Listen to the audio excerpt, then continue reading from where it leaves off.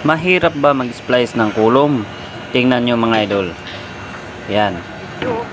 So, inabot na yung bakal doon sa stopper. Ipasa doon sa may bandirador. Itulak ng tagatulak. Ayan. Yan. Tapos hilain nila yan. 9 meters lang yan. Pero medyo kumbaga mabigat-bigat din. Paano naman kung 36, 32 mm? So, medyo kailangan matibay ang tuhod mo. Matibay ang baywang mo pag ganito na trabaho. Yan mga lodi, ayan, tinali na yan sa baba. Tapos pagkatapos ito na naman, abutan na naman ngayon. Yung dalawa tagat abot toser. Yan ang toser, oh.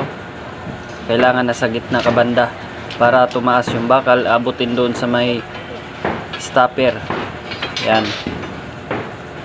Tapos itulak yan ngayon sa tagatulak, mukha naman tagatulak. O yan. So inintay pa. Ayan, nabot na. Kailangan mo lang lakasan ng pagtulak para mabilis. Ayan. Tapos hilain sa taas. Ayan. Madali lang. Kailangan lang patibayan ng tuhod at baywang. Ayan. Tapos itali nila yan. At bago matapos itong video mga idol, paki-comment naman kung taga saan ka para malaman ko kung saan nabot ang video na ito.